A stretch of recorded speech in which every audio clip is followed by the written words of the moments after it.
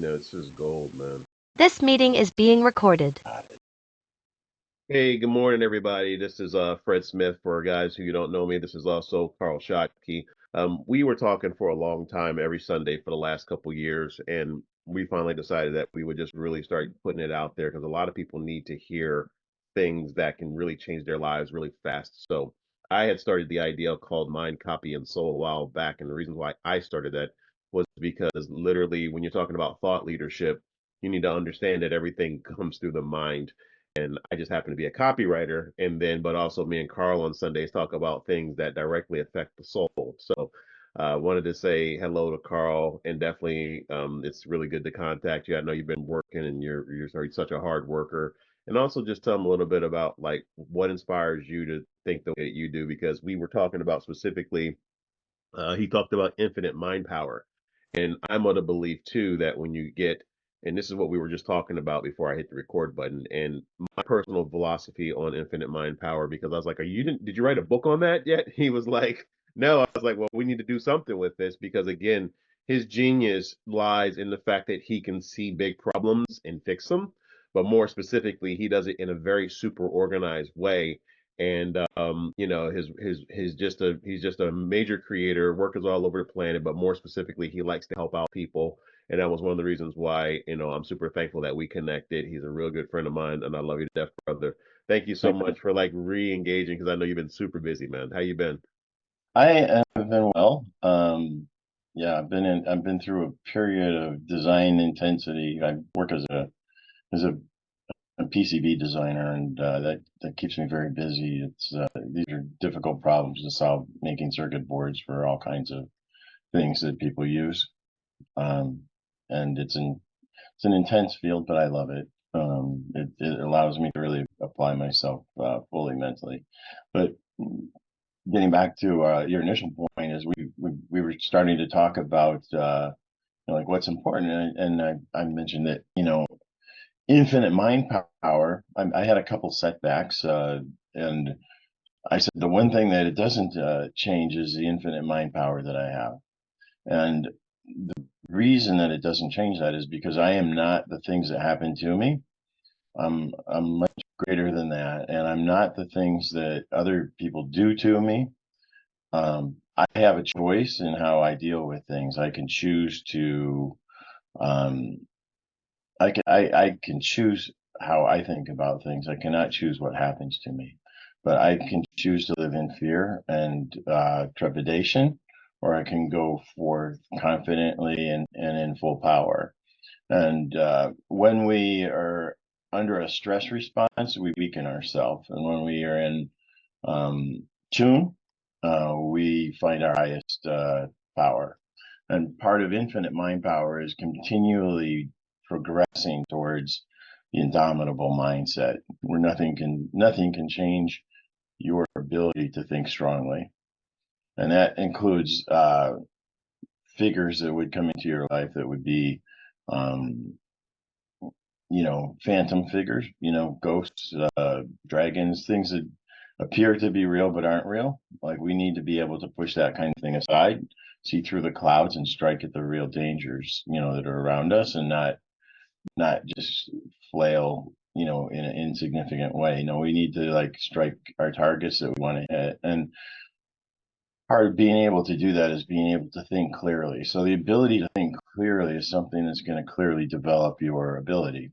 And the way that we want to do that is not let ourselves be influenced by weak forces if we want to remain a strong force. We want to be able to apply our strong force to the problems that we have in a most effective manner, in a way that's going to um, subjugate those problems to our thought process. Like whatever thoughts we have, whatever abilities we have, in order to successfully succeed in our problem solving, we need to be able to break our problems down into the elements and components that we can take action on, and then use that action in a integrated and thoughtful way to succeed with the best solution. So in order to do that, we need to think clearly, and infinite mind power is being able to bring whatever creative solution is available to the problem, and God has blessed us as infinite beings. Like we really are blessed to be able to continue to improve and continue to think and come out with creative ways. But we short circuit that ability when we go into fear and we go into stress response and we go into this weak state. Like we don't have the infinite mind power available to us when we are using our energies in a negative way. So the ability to stay positive, stay focused, stay directed is a very integral part to being at your best self. I mean, inherently this makes sense to people. Like if you just hear this, you're like, no, that makes sense. That matches up with what I've seen in my life. But when you start to have a stress response and you start to add worry to the equation, well, now you've really kind of short circuited your ability to reach your highest state. And in order to reach that highest state, it's a cultivation. Imagine you're growing a plant. It needs that germination, the seed. The seed is the idea that it can become something greater. And then it needs soil. That's the nutrients for the idea. You put the seed in the right environment, and now that seed can start to germinate. It needs the right temperature, it needs the right moisture, it needs the right timing.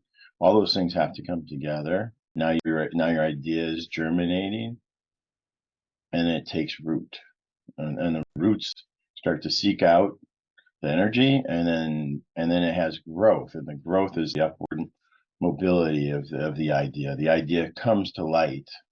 Okay, when the idea comes to light, now it's sprouted, and we see this new growth. It's weak, but it's strong. Like it's strong in what it can become, but it's weak in what it is.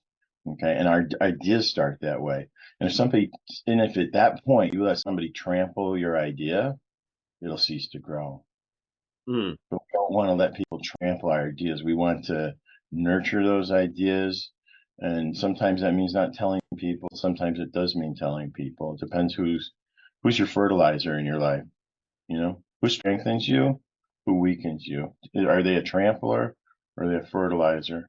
You know, and you have to know the difference.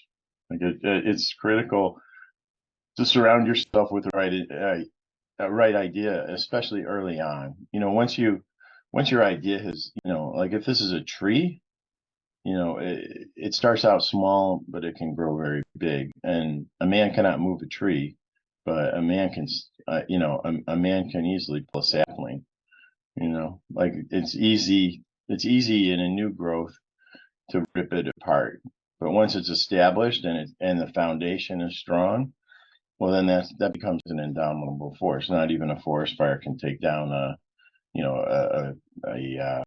know, a great redwood. Like we just had major forest fires here, a couple of years ago in the San Francisco Bay Area, and they're finding now, just 4 years later, that these, trees are not damaged, that they still have life in them, and they're going to survive and keep growing. yeah, But that's definitely. what we want out of our ideas, is to build that strength that is indomitable. And that's the infinite mind powers, to be able to continue to grow and let one idea sprout another and another sprout another, and then just keep nurturing these ideas that grow into the fabric of our life. And then we create this fabric of our life that's built out of these infinite ideas. And there's no stopping this growth sequence, because it's nature. Like we need to tie ourselves in to nature, our human nature, the nature of the world around us, and then blend who we are with this world that we live in, so that we accomplish unique and amazing things in the way that God has gifted us the ability to do so.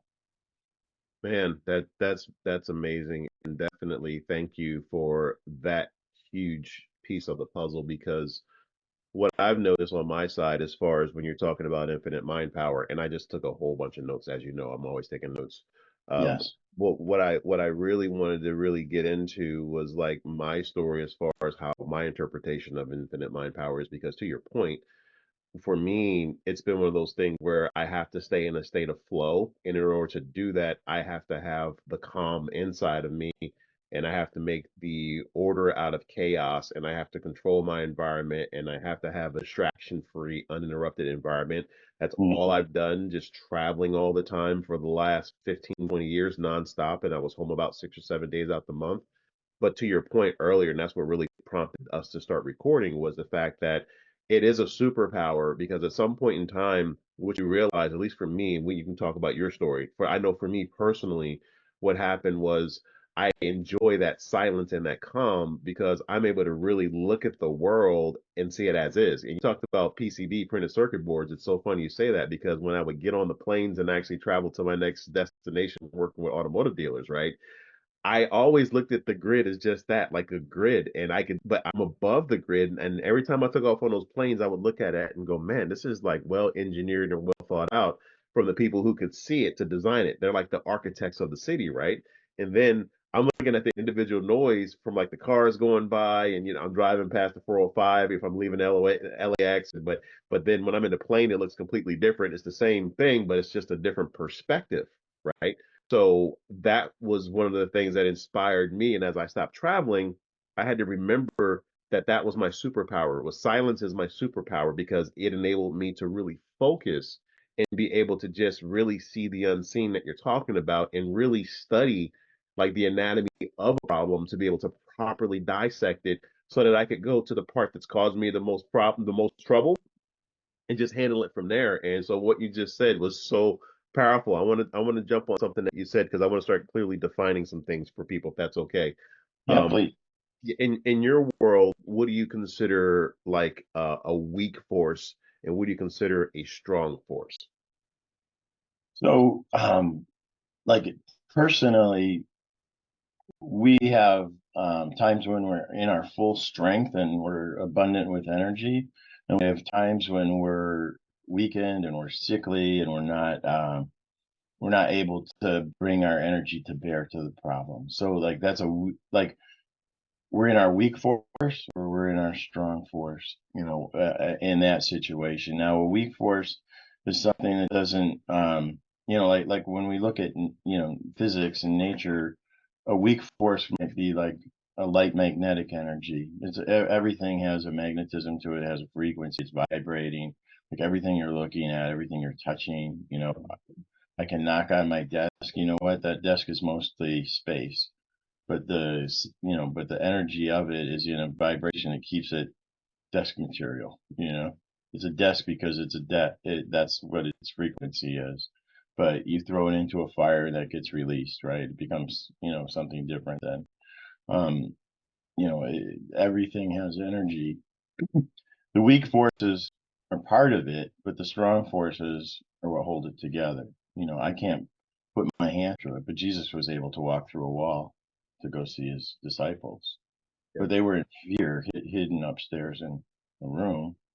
But when he got with them, well, now they became strong because what changed?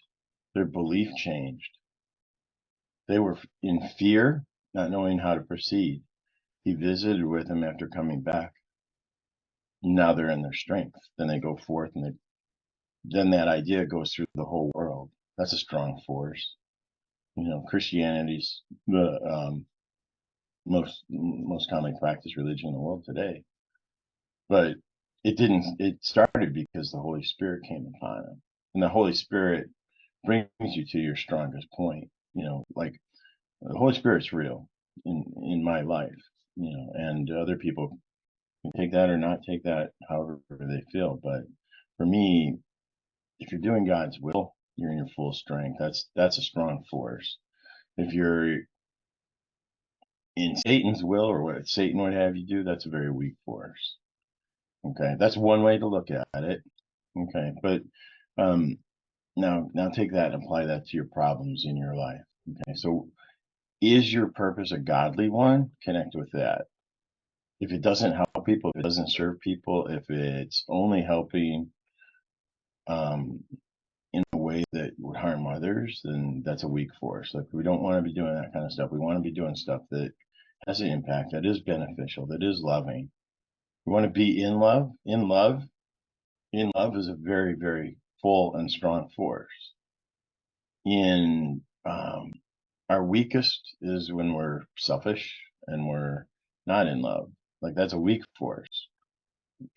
It's pretty obvious when you talk about it that way. Everybody has been in love with someone or something at some point in their time. Hopefully. I mean, like I can't say everyone, but most of us love our parents, at least at some level.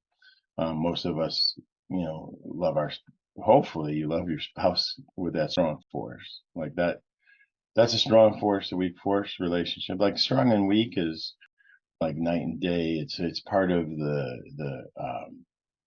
it's part of the balance of nature. Like we have an infinite force in nature, and the infinite force has two sides, and it's the love and the hate. It's the sky and the ground. It's the night and day. Like we have this dichotomy around us constantly. We're constantly reminded of God's power, how He set all this up, and we have strong and weak. We have all these different parts of nature, and the infinite mind is being able to see that and apply that to the to the problems at hand. Okay, so what might be a typical problem that you might want to solve?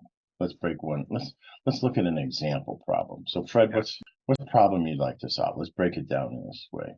Well, yeah, and I definitely appreciate that. And just for everybody who's watching this, that this really is an interfaith type program because thought leadership, regardless of what your preliminary beliefs are, I come from a higher source, just like Carl comes from a higher source. Because again, I know for a fact, like when I was in the Persian Gulf, Carl, as you know, like when I got stuck out there by myself on record for a very long time, I had I had no preference on my dog tags and there's no atheist in combat. I don't care who you are. So that was a real combat situation. I got out of it, so I know that I'm on borrowed time, and that's one of the reasons why I did start like Mind, Copy, and Soul was because I understand John 1:1 really really well, and by me being a copywriter, I understand the power of words. So my problem is getting people to understand and elevate themselves to get past all the noise in their mind so that they can see, like we talked about before, like they need to mentally get on that plane, take off, get above the matrix, so to speak, so that they can see the grid and see their problems. So that's my problem. My problem is that I feel other people's pain for real. And I know for a fact that they have to kind of like pull back a little bit and take what I call that half-second step back so that they can actually see the problem. And I think of that meme online where the kid's like screaming and crying and he's like holding onto this branch with dear life. And his mom just tells him to stand up and he does and he just stops crying, right? It's just like that's my problem, Carl. Like my problem is really getting good people to understand that they have the greatness in them so that they're able to really start changing the world with their thoughts. So that is my problem. I own that because I have kids and I want to have a nice legacy, but at the same time have them live their dynasty. Like you can absolutely walk this heaven on earth and doesn't matter what the noise is around you, but if you literally mind your own business, that literally is my problem, Carl. My problem, like when I would go into automotive dealerships, I would notice people over here causing the trouble and people over here trying to fix the trouble. Just like talked about that yin and yang or that duality of it, right?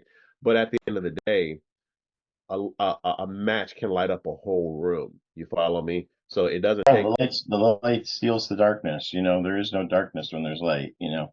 And we want to walk in the light and bring the light and be the light and share the light and move the light around and take away the darkness and lift up people. Like the light lifts people up, and it's infinitely more capable at lifting people up than the darkness is of hiding people and keeping them scared. And like you mentioned, the boy wrapping his arms around the tree, but all he had to do was let go and be safe. We often hold on to beliefs that aren't true in a way that's like that little boy just grabbing on for dear life to it. And we're grabbing on to things that aren't true, that don't serve us, that don't serve the world around us. And part of the infinite mind strength is to let go of the things that should be let go of and grab firmly onto the things we should grab firmly onto.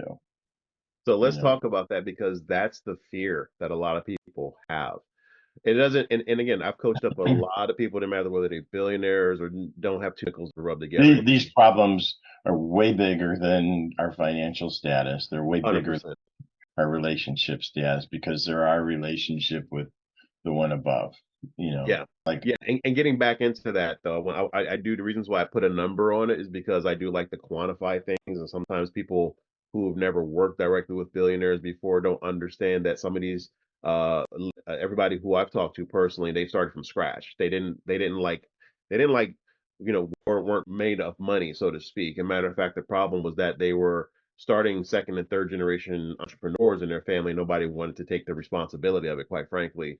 So that was another fear. But the reasons why I say it like that specifically was because that same mindset that they had when they were broke is the exact same mindset they happen to have when they were making all of this money. And that was actually something that was pulling them back because they didn't handle that one thing. They always thought that they were literally one paycheck away from losing everything again.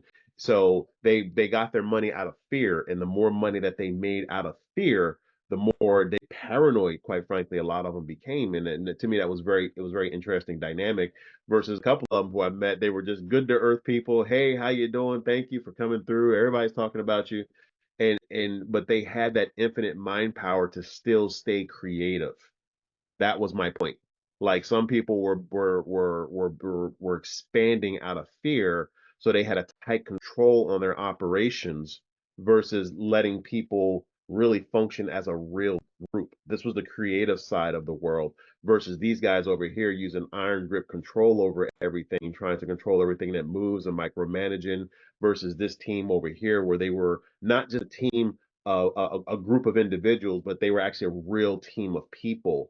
And that's what I want people to understand is that power of cohesiveness. But the only way that I've been able to see it, quite frankly, is if people do have that form of that infinite mind control where they let go, just like you talked about, just like that little boy holding on to the tree trunk in the shallow water. The water really is a lot shallower than most people think, but they have all this head trash they just need to just kind of dump out so that they're able to really see the forest versus the individual trees, if that makes sense. I think, when you talk about organizational capability, there's two factors that really, for me, show whether it's going to be successful or not. And the first one is trust. Like, do you trust the people that you're with to be capable, to be, like, are they caring for each other? Are they, and so it's trust and cooperation. Like those two things work together to really build a successful organization. The cooperation level of the people, how much do they trust their ability to communicate with one another, to achieve a better result? Like the teams that have cooperation and out cooperate the competition tend to be the winning teams. They just have better relationships with each other than losing teams. Like this is nature. The better you cooperate, the better results you tend to obtain. You can't influence everything that happens, but you can influence a heck of a lot of things. The more things you influence, the more you bring your strength to bear. You Yeah, know, a like hundred percent. like it doesn't even matter. Like a weak foe can defeat a strong foe. David and Goliath. Goliath had way more strength than David. Could crush him with his hands if he got a hold of him. But David had something that Goliath did not have. He had wisdom of how to hurl a rock at a very, very high speed, put it right through Goliath's head. Well, that is the power of being a specialist. That's why I love that Like, story. like that's precision. It. How did he hone that ability? Well, he used his sling out in nature. He practiced on lions and bears. Goliath was just another dangerous beast to slay. It didn't take his full strength. It took strength, but it took wisdom of how to strike, how to strike perfectly. Like he was an expert at that. Because he was a shepherd out in the fields picking up rocks every day. He'd pick up rocks and hurl them. He'd aim at whatever he wanted to aim at, and he got to where he could hit whatever he wanted to hit. Pick it up, bang. He could unleash a tremendous amount of power very quickly because he understood nature. He understood how things move. He became an expert at how things move. He was capable. No, it's interesting you say that because again, that goes to show me because again, we're talking about the infinite mind power, right? So he was able to really, even though he was a shepherd out in the field, he was still able to find one thing that he was able to do really, really, really well. And that skill came in at the time where it was literally life or death, right? Yes, So he, absolutely. he could Had he have not done, struck at that time, he could barely lift up Goliath's sword to cut his head off. He could barely lift it up, you know. But he was the victor, you know. yeah. He was the victor. An unlikely victor, but he was the victor. Well, do you think that that also applies to what we're saying directly? And here's what I mean by that. Because we're defining the problem through the very powerful metaphor of David and Goliath, right? Because a lot of people don't understand again that whole concept of light and darkness, and it's obvious in our world if we look at it every day. We're having these drug problems, we're having violence, we're having crime, we're having the politics, we're having people scared to be talking about politics and religion when those are like the fuel that this machine uses, so to speak, in order to create this propaganda, right? So what I'm asking you directly though is that I want to visualize me being like David, right? Because David had a simple function in his life, which was tend to the sheep, make sure that they had what they need, and then while they were getting what they were needing, he was out there honing a specific skill. Now, why he did that, I have no idea. Maybe you have some more backstory on that, but my Well, I point, mean, it was self-preservation. It was the right thing to do for his flock. He needed to be able to strike at the beasts of the field in a way that would be effective. So, he used what was available, and, you know, he developed that skill for a time of need. So what skills do you need to develop for your time of need? Okay. Like, if we boil that down to the essence, what skill do you need to be able to strike at your problems, like, exactly as you need to strike at them, right? Like that's the essence, that's the application, right? What skill do I need to hone in my life to be able to strike at my problems with precision like that, and speed? Okay. yeah, Like, yeah. what skill is it that's going to move what skill is it going to move you to the championship level? Like, how are Um, you going to be the victor in your life using what gifts you have? You know, I like how you say that because again, that's part of a process of really stopping and being able to see what you do know as well as what you don't know. And yeah, oh yeah, that goes back into also the kid in the shallow water where his mom told him to just stop and put your feet on the ground and you will see how shallow mhm, this water really is. But it was something that was like that was piercing in their mind. It was a control mechanism. I want to go into the control mechanism because you answered the question really well as far as finding that skill and then you have skills. But mhm, that's an engineering mindset, and that's what you do. You're an engineer. So you're figuring out how wide that bridge is, how long that bridge is, and you're making it 10 times stronger so that all the cars and everything that will, be here for future generations can still cross that bridge, right? That's like that to me, from my viewpoint, is like a page 10 viewpoint simply because most people are stuck at page 0 because they don't even know what they should be looking at in order to delineate the differences, if that makes sense. So I want to start right there with you as far as like the average common problem that Carl needs to when he's going through his world every single day to solve things, like a little bit of that secret sauce that helps because that's what we do in audience roadmap. Like it's the power of the mastermind because the same mind that got you into the problem isn't the same mind that's going to get you out. And you're in your world, it's just like mine. You get like this creative briefing. Here's the concept. Here's the idea. Okay, and go. Right. So then you okay. Um, so you mentioned like a level 10 problem and a level 0. So if you're at level 0 and nothing's going right, this is a state that a lot of people are in. Like, they're just not happy with life in a number of different ways. They don't have success in relationships, in finance, in their physical, in their mental, in their spiritual. They're just weak in all the ways that a man could be weak or a woman can be weak. They're just weak, right? Like, they don't have good habits. They have bad habits instead of good ones. Like, they're weak in all of the situations that make a person successful, right? How do they move from that to the next step? From apathy, where they're just not even interested in what's going on around them. They're just, I don't care. Like there's a lot of people living in that mind state of apathy. It's like almost the lowest of the low because they don't even care about making things better. One win at a time, one small step at a time. Okay, today I won't do this harmful thing. I like take and stack your wins. Like people that have a lot of wins have stacked them. Like, like if I take a deck of playing cards and I put one down, it's thin. It's only one, but I put another one on. Now it's twice as tall, but it still looks really thin, but I keep putting cards down. I keep putting cards down, and then I have my deck.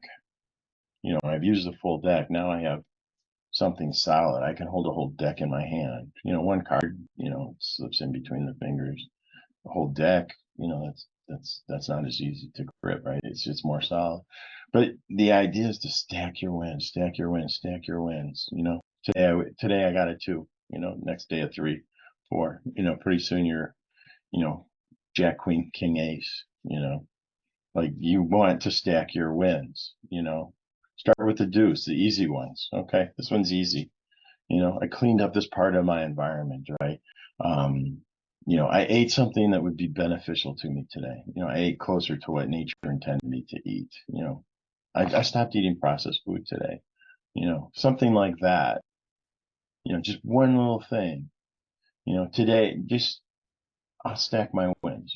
Today I cleaned up an area in my life that was a mess. I put some things away. I did the dishes. Those are wins. Like they're small, right? Like there's going to be more dishes tomorrow if we eat. But, I took out the garbage, right? Take out the garbage in your life. Take out the garbage, take out the garbage. Just clean it up, and just start with the little things. And pretty soon your environment changes, pull the weeds, if there are weeds in your life, pull them, get them out of here, clear the area. You get rid of the weeds, the burrs stop. You don't have as many burrs on your fur. If you pull the weeds, I have dogs and we used to have part of the yard was nice and part of the yard had weeds all over it. Dogs would go out, play in the yard, and come back with burrs. But then we finished the other half of it and put in nice yard there. No weeds. Now the dogs go out in the backyard, they come in. There's never any burrs on their fur because they're gone.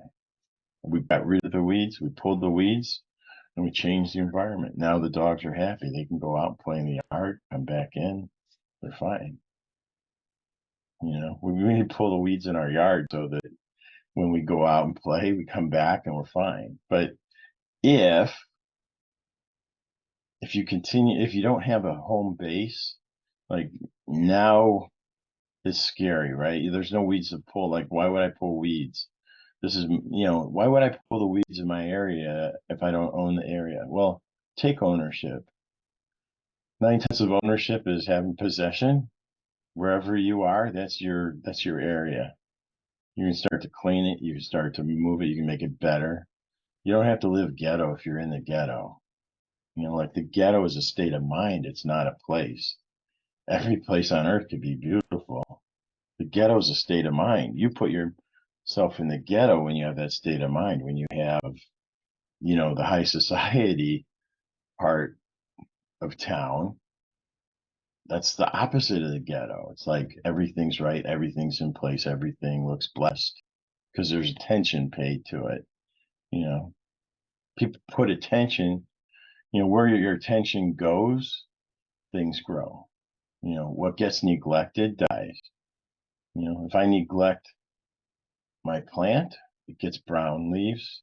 Pretty soon, all the leaves are brown. Pretty soon, it's death and there's no growth. If it doesn't get the water, if it doesn't get the nutrients it needs, it doesn't do well. If I water it consistently, not overwater, not underwater, but if I water it consistently, if I continue to nurture it with good soil, good nutrition, well, now it changes. Now it has growth. I can actually take pieces of it, transplant them, put them in other areas, and now that growth continues to be abundant and sprout all over the place. So it is with us is finding, we want to trim the vine so that it grows even stronger. If you take a grape plant and you don't trim it, you end up with really small grapes. They're just the standard, quarter-inch type grapes. But if you prune that back and the light comes in fully to it and bakes that fruit, well, now that fruit becomes the large grapes that we're used to buying at the store. They become nice and big and juicy, but that's because it was pruned. If they didn't prune it, we wouldn't have that kind of fruit. We change the fruit by the actions that we take. Our fruit in our life changes when we take different actions. But going back to that person that's in that state of mind where it's just scary and everything around them isn't working, make one thing work, make another thing work, and start to stack those benefits. Like really look at what you could win today. Look at where can I get just one win? Just one win. Just how can I smile today? Can I read a joke? Can somebody tell me something that's funny? Well, laughter is a blessing. I want to be able to laugh. I want to be able to, I want to be able to not shed some tears in that moment. Well, some of the best comedians have come out of the poorest areas, because they took what was a harmful thing around them and they made it a blessing because they could look at it and laugh about it. They could change their viewpoint on it and then share that viewpoint with other people. And so, quite frankly, some of our best comedians have come out of the poorest areas because out of, God can use anything to his glory for those that love him. And it doesn't matter if you've had a hardship, if you've had times when you're down, you can lift yourself up because that that can give you the empathy. You mentioned empathy was one of your strengths, right? Like it's also your weakness. Like you get tied to things that are, kind of negative through your empathy. But, it's like if somebody's down in a pit, it's much better to throw them a safety rope than to go down in the pit with them. And then, if you go down in the pit with them, two are stuck in the pit. If you Yeah, can't, so if you let's if you tie a rope off to a tree and put the rope into the pit, well, now they can climb out. If they're not strong enough, you can go down. If you've tied the rope to a tree, tie the rope to your strength. Now you can go down into the pit with your rope, tie the rope around them, go climb yourself out of the pit because the rope is secure to the tree, and now you can pull them up, right? But if you just jump into the pit without your rope tied off to something strong, well, now there's two people in the pit. And now we have two problems instead of one, I'm you know? glad you broke it out like that because that right there, what you just said, that is called sympathy. So as another example, if I was in the Marine Corps, right? So if there was a sailor hurling off the rails because they're seasick, and if I do it with them, that's sympathy. Okay. Now, if that same sailor is doing that and I hand them some Dramamine, that's empathy. You follow me? Okay. So Yep. so Yep. that one little key distinction, that's the reason why I said words are so important to me. But Mm-hmm. that's a huge delineating factor that a lot of people get themselves in trouble with simply because they do not understand the difference and the power of the words that you're saying, because your words can change the DNA of your very fabric of existence. So you said a lot in that last whole process of like you making your point. So I Mm-hmm. wanted to unpack that, and again, I want people to understand that this is a very logical sequence. It's not theory involved with this. I like theory as well because we have to understand the why of things.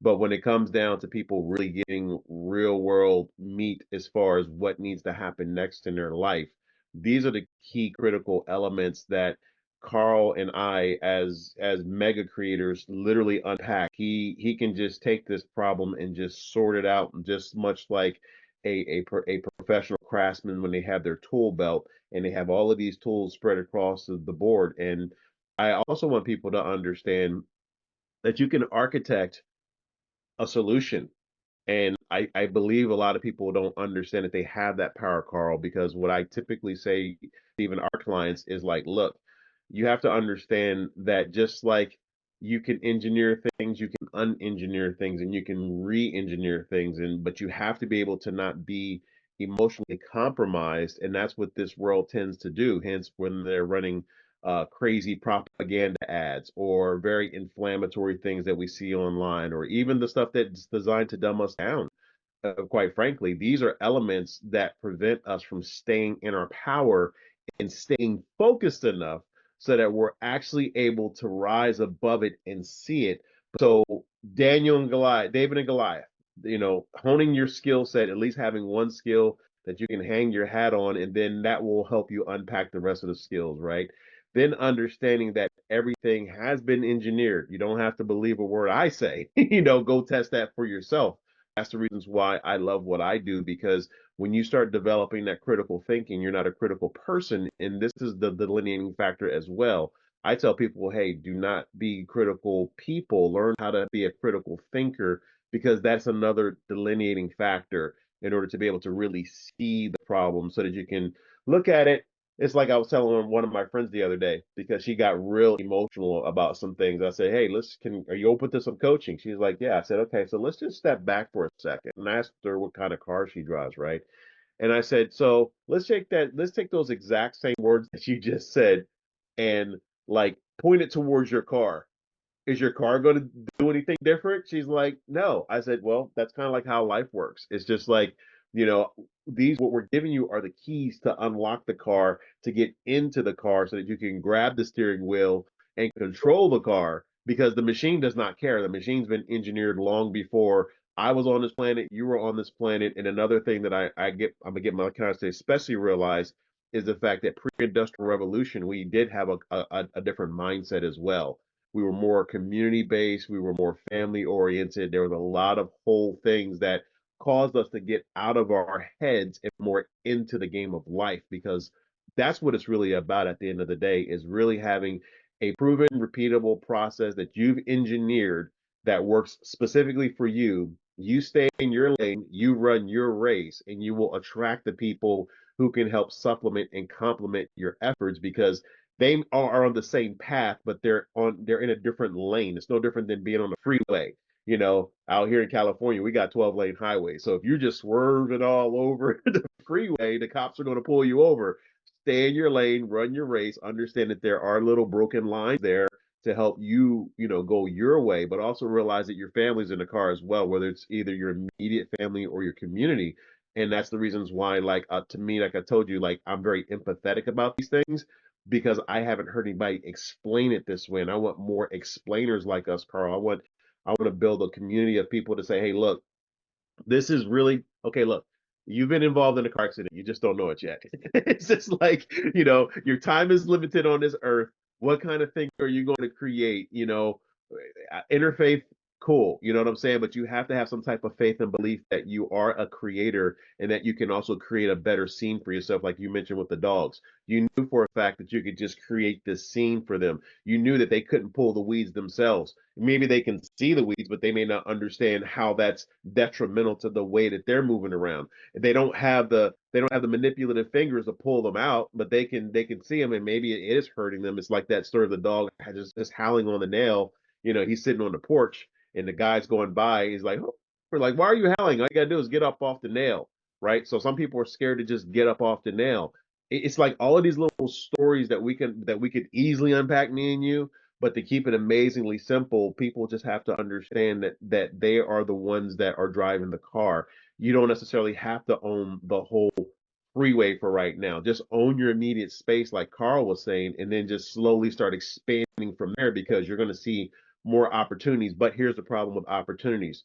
You also have to be able to build a solid enough foundation, like Carl was talking about, where, okay, cool, he didn't need to pull any weeds anymore. So what happens next? You follow me? But most people can't even see that much. That's why I'm so glad that you really unpacked those stories and gave them to us, man. Two things about that I want to plus you with. One is um, a sequence. You talked about getting in a car and moving it. Well, there's a sequence to making that happen. Picking up the key, making sure that you're alert, opening the door, sitting in the seat, putting the key in the ignition, turning the ignition, pulling the vehicle, starting and now the engine's started, checking your mirrors, checking your seat. There's a sequence to moving. right? Like driving a car, many people have that skill. But, all of these, when you're in driver's ed, they seem so hard. But as you become an experienced driver, it's just you move through the whole checklist in your mind. It's all habit. Like the habit going through that sequence, it becomes automatic. My mirrors are right, my seat's the right height, my steering wheel's where I need it. I've got I've checked my gauges, I've got fuel, I've got everything I need to get to where I'm going to go. Right, I've checked the air pressure in the tires. Like everything's going to be ready for my journey. Right. But first I look at what I have and then I use what I have to get to where I need to go. But there's a sequence to that, right? So there's a sequence. And I mentioned two things. The second one was a sequence and then a vision. So before I get to where I'm going, if I'm going to go from my house to your house, okay, I'm doing a little math in my head. Now I'm okay, I'm going to take this road to that road to that road to that road to the other road to the other road, and then I'm going to turn into your neighborhood and I'll be at your house, right? Like I know I've been to your house. I know that but I wouldn't just leave for your house without reconfirming your address. You know, Yeah. like I'm not going to go to your house just on memory. I'm going to put your address in my GPS, and I'm going to use the tools available to help me get there. But I can't get to your house without stopping for gas. So there's going to be a break along the way. I'm going to stop, use the restroom, and take care of things I need to take care of to keep my journey going. Right. But I don't get to where I want to be without having the vision first. Once I have the vision, I can take one step back, and move one step forward. So I'm just taking steps back, I'm moving forward. That's the vision. The realignment, oh, there's a detour here. This road's broken. This bridge is out. I have to take a detour and go around. But I'm still going to get to where I'm going because I have the vision. I just realign my immediate needs to get to where I want to go. So the vision and the sequence together create the journey of getting us from here to there in a successful way. The vision has to be there, though. And nobody goes anywhere without vision. You don't wake up with a thought of, I want this to be different than it is right now. Nothing's different, nothing's changed. We have to have that vision, and then we have to put the energy into the different steps that make it happen. So vision and direction, like the directed steps, the thoughtful planning, the thoughtful execution. Without thoughtful execution, there's no execution. We become a weak force instead of a strong force. We can strongly apply efforts towards that vision. That vision's going to happen faster. And quite frankly, that's a skill. Setting your vision, setting your sequence up. Those are both skills that are attainable by anyone. Like all of us get better as we do more of that. Like we can all have better skills at vision setting. We can all have better skills at you know direction and execution. Like those are learnable, attainable skills. Nobody comes out of the womb as a great planner. Nobody comes out of the room as a great anything. Like those are things we build the skills we have. Like you weren't born with this, you developed it. People taught it to you. You learned it. Your skills are learned. Our skills are learned skills. That doesn't. Now we also have special gifts and desires that I think God put upon our heart. And if you don't have anything upon your heart, that's kind of sad, but it's a place a lot of people are in. Like they just don't believe that they can believe. Okay, Yeah. well that's false, right? Because we can all believe more than we believe now, and that belief can change as we meet people with beliefs. If you don't have strong believe somebody that believes in you. Find a mentor, find a guide, a guide can take people somewhere, right? Find your guide. Who's going to be your guide to lift you to the place you want to be? Find your guide. Let listen to that person, but also stay away from people that guide you down the wrong path. The Yeah, world's that's filled with a lot of people that take you down the wrong path, and they'll be like, "Oh, I got I got your back. I'm your guide." As soon as you get in a dark alley, they stab you and they leave, with your wallet. Well, it's There's interesting you like say it that just too. like You that know, because again, that's what yeah, I was telling her. I was like, unfortunately, we've been trained and conditioned to go down rabbit holes. And I said, to your point, that's the path. What happens when you go down a rabbit hole? I would Mm, rather, yeah, yeah, I would rather have yeah. somebody have, And the best among us have ideas that go down rabbit holes, and get distracted and don't turn out the way we thought. well, it's time for a brain transplant, sir. Because instead of a rabbit hole, how about a tractor beam from a mentor, somebody who can actually guide you more towards the light and you can actually see the Yeah, outcome. Scotty, beam me up. 100%. Like take me out of the danger. Beam me up, Scotty. You know, 100%. put me into the place I need to be in. Yeah. 100%. Like And just again, but energize. yeah, but this is something that legitimately people haven't thought through because again, it's one of those things where we're trained and conditioned to, oh, go down rabbit hole, go down the rabbit hole. Why? That's negative. Like any rabbit hole that anybody's ever done, just visualize this path with a whole bunch of rabbit holes in it, right? Get that idea. And every time you do it, it's like might as well be a 6 foot grave because you're gonna have to pull yourself out and then you're gonna lose time and then you're going to lose energy, you're going to lose effort, somebody else gets your energy and then you're not able to sustain it, and then through time you keep going down one rabbit hole and then it leads to another one. Instead, look at this whole process as more like a treasure chest, right? And it leads to other maps and treasure chests, right? So shout out to Alex Mandosian for that, bringing that analogy up, right? But I also like to look at things as far as being a tractor beam because as you know about my experience, I've worked from a very high level in the military, multinational corporations like you. So it's one of those things where when we're wanting to help people, we have to have a very specific path for them to take. And that's what I never understood, even coming out of the military environment. I'm just like, look, when it was private first class, lance corporal, corporal sergeant, there's a very specific path that you take in order to elevate your career in the military. And I'm just like, mentors should, at least at this level, should be able to do the exact same thing to say, hey, here's a path. Like a lot of people have taken this path, it's taped, it's this way, it's that way, it's engineered, right? And then like, because I have another partner who I'll introduce you to, is the same thing with her. Like we just got another client as an example, and she's like, "Well, what about this? And what about this?" And she hasn't taken my new stuff yet. And I'm like, "It's all mapped there. That too, yes. 30-day plan, yes. 60-day plan, yes." So when you have somebody who's actually been on this path before, it's evergreen, meaning that it's not going to change.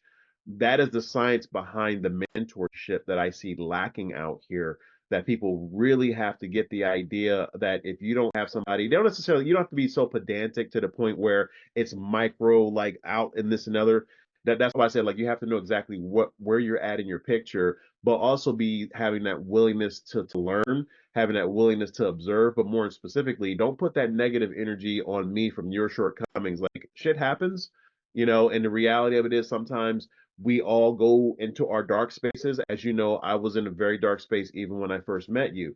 But the reality of it is, we have through mentorship and other people helping us and wanting to see us do better in life and seeing us, like you have a whole bunch of cheerleaders out there who want to see you grow and develop as well. And you don't have to be like this huge mega mentor, but teaching other people what you know, to each one teach one, even the good, the bad, and the ugly will instantly start getting that energy out of your system. Because again, we are meaning making machines. So nothing has meaning but the meaning that we give it. But we also have to, getting back into that car example, have to have a path that's going to take us to a certain place that's measurable. Hence the reasons why I like to put numbers on things, because if people don't put numbers on things, then sometimes that day becomes a week, becomes a month, becomes a year, and next thing you know, your whole life is over, and you're wondering you could have fallen into that woulda, shoulda, coulda rabbit hole. You follow me? Like I don't want people in that rabbit hole. So that's another pain that I tend to experience because when I see somebody who I know for a fact is very bright, doesn't necessarily mean that just because you're bright in this area means that you're a genius in this area. Like you have to understand like your sweet spot, like going back into your dogs as an example. Like that was your yard. Like your yard is a certain width. You didn't go into the next door neighbor's yard, knock on the door, say, "Hey, my dogs need to be over here. Let me pull your weeds." You follow me? You were just like, "Look, this Yeah, is it's not my my place. area. Yeah, I yeah, this is can't my control the neighbor's dandelions, and the wind is going to blow those seeds wherever it wants to blow them. But but I can plant my grass so that it's healthy and it doesn't leave room for those weeds to grow, you know. Like, Yeah. no, if the lawn is strong, it's not going to have weeds because the grass is choking out the light that weeds would need. So let's start with the first step. The first step they need to do is aerate, because that is usually one of the things when you have nutrients that are missing out of soil, you have to break that soil up. So you have to aerate the field before you can even really till it to a certain extent. Now, I'm not an agriculturist, but to me, that analogy has always worked because I play a lot of golf. So, anytime they want to make the grass greener and lush and more playable, they first thing they do is they aerate it. And to me, when you start aerating your life like that, Yeah, if you're trampled down, get some aeration, man. Find room to breathe. Like if you feel trampled down, really practice and focus on your breathing. Give yourself space to enjoy a good energy. You know, if you're trampled down, get away from the people trampling you. If you can't get away, find peace. Even in the middle of darkness, you can find peace. If it's God words, find something that you can dwell upon. If you're in a state of sadness, find something that can make you happy. You know, remember, maybe start a journal. Things nice people, things nice people said to me. Start a journey of, being in gratitude. I'm thankful for, and just start listing things. I'm thankful for two arms. I'm thankful for two legs. I'm thankful for eyes that see. I'm thankful for ears that hear. I'm thankful for a tongue that can speak. These seem like simple things. You take one of them away, it ain't simple. You know, they seem like simple things, but most of us have that. Some of us don't, but most of the people listening to us, have that. Gratitude like puts you in the right. If you have gratitude, then it puts you in the right attitude, and then that gives you the confidence to like. Talked earlier about sequence and vision. Well, if you have the right attitude, then you get the infinite mind. You can continually develop your vision. You continually develop your ability to sequence things in a way that's going to successfully get you there. If I want to get to your house, if I take the back roads or no roads at all, if I have a car that's built for roads that are smooth, and I decide I want to take the back roads and I don't have like, a monster truck that can get over these kind of things, well, I'm not going to be effective, right? But if I take a monster truck and don't use roads, well, I better take a lot of gas because that's not going to be nearly as efficient as going down the smooth roads. Like we have to plan our journey with some intelligence. And if I've never planned a journey, well, maybe I should go find somebody that's been on that journey before, or look it up. Hey Google, how do I get from Carl's house to Fred's house? You know, yeah. Well, you have to Tell me the intentionally do that. shortest path. You know. But yet you have to intentionally do that like that. And that's what I was just telling my wife. I'm like, Oh yeah, yeah. we need to go back because You, that was one of our superpowers, like legitimately saying, hey, out of 7 days, we're taking one day and we're going to talk about this and we're going to do things at this time. Period. In the story. That's it. Like, hmm I don't want to talk about here is the moat between our castle and out there where the dragons are. Like, Yeah. that is it. Hard line. Don't want to talk about nothing else. Life stops when we're here, and that is it. Like, totally mhm, uninterrupted. It is a game changer. You want to disrupt your life from all the negative stuff, then you disrupt it just like that. You just say, that's it, Yeah. cut it off, and just focus. Turn off the remote control of mind invasion. You know, right? Like get me into my peace state is often separating yourself from the violent ones. Like you turn on the boob tube and it brings all sorts of more meaningless information. But it can bring helpful information. It can bring great. It can bring respite.